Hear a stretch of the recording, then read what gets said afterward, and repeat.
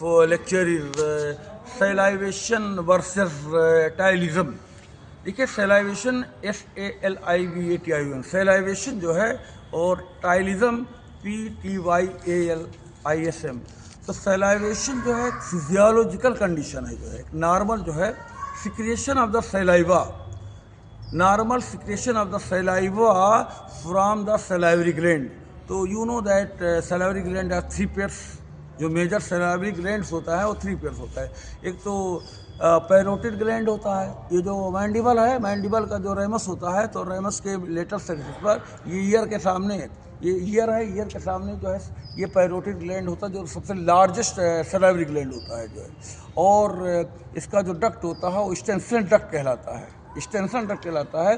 तो यहाँ से जो सलाइवा निकलता है नॉर्मल फिजियोलॉजी के तहत जो है, तो इसको ये सलाइवा जो नॉर्मल सिक्रेशन करता है पैरोटिड ग्लैंड, और एक मैंडिबल का जो ये बॉडी होता है, बॉडी के 2 सरफेस होते हैं, 2 बॉर्डर होते हैं, एक एक्सटर्नल सरफेस होता है, एक इंटरनल सरफेस होता है।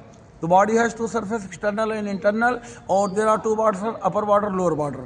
तो ये जो बॉडी का इंटरनल सरफेस होता है, तो वहाँ पे इंटरनल सरफेस पर जो है यहाँ पर ऐसे 2 डिप्रेशन होता है और डीप डिप्रेशन, तो जो दूर दूर होता है, तो इसको सबमैंडिबुलर फोसा कहते हैं।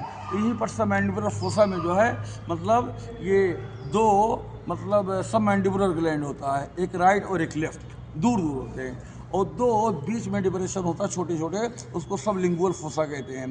तो सबलिंगुअल फोसा जो है ये यहाँ पर 2 सबलिंगुअल ग्लैंड होते हैं, यहाँ पे ये सब मैंडिबुलर सैलिवरी ग्लैंड, ये लोकेशन होता है, अंदर होता है, लेकिन ये बाहर एक्सटर्नल सरफेस में नहीं, अंदर जो है जो मैंडिबल का बॉडी होता है सब मैंडिबुलर सैलिवरी ग्लैंड। और यहाँ से जो डक्ट निकलता है Wharton duct, WHARTON Wharton duct, और यहाँ पे जो है ये जो क्या नाम है सबलिंगुअल ग्लैंड होता है।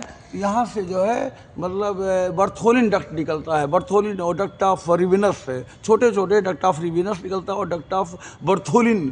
तो ये सब जितने भी जो है अगर नॉर्मल काम कर रहे हैं, इनकी फिजियोलॉजी नॉर्मल है सैलाइवरी ग्लैंड की जो है, तो नॉर्मल सिक्रीशन जो मतलब सैलाइवा का होगा मुंह के अंदर माउथ कैविटी के, तो इसको सैलाइवेशन कहते हैं। और इसी में जो है सैलाइवा में एक एंजाइम पाया जाता है टाइलिन, टाइलिन TYALIN। तो टाइलिन जो है ये 2 शब्द से मिलकर बनता है। टाइलिन का नाम टाइलिन क्यों रखा गया? सैलाइवा में एक एंजाइम पाया जाता है, कार्बोहाइड्रेट डाइजेस्टिंग एंजाइम है ये कार्बोहाइड्रेट को, स्टार्च को ये डाइजेस्ट करता है, स्टार्च को माल्टोज बनाता है। तो ये अल्फा एमाइलेज, इसका नाम अल्फा एमाइलेज है, लेकिन स्पेशल इसका नाम रख दिया गया है टाइलिन। टाइलिन रखने का वजह तस्मिया ये है कि टाइल का मतलब होता है जो है सलाइवा, और इन का मतलब PTYAL, टाइल का मतलब होता है सलाइवा, और IN इन का मतलब होता है एंजाइम। क्योंकि ये एंजाइम सलाइवा में रहता है इसलिए इसका नाम टाइलिन रखा गया। अब दूसरा पॉइंट है टाइलिज्म। टाइलिज्म जो होता है, टाइलिज्म का मतलब होता है मतलब ये पैथोलॉजिकल कंडीशन है, पैथोलॉजिकल कंडीशन है। जैसा नॉर्मल जो है पैरोटिड ग्लैंड का, सब मैंडिबुलर सैलिवरी ग्लैंड का और सबलिंगुअल सैलिवरी ग्लैंड, अगर फिजियोलॉजी का मतलब normal function of any part of the body is known as physiology. अगर फिजियोलॉजी का मतलब नॉर्मल फंक्शन, कोई भी ऑर्गन है अगर नॉर्मल काम कर रहा है जो है, तो दैट इज फिजियोलॉजी। अगर वही जो है अब नॉर्मल जो है काम करे जो है, यानी कि बढ़ चढ़ करके एक्सेस वर्क करे जो है, अगर सैलिवरी ग्लैंड जो है ये ज़्यादा काम करे, पैरोटिड ग्लैंड सब ज़्यादा मतलब सैलाइवा बनाए जो है, तो दैट इज़ पैथोलॉजिकल कंडीशन।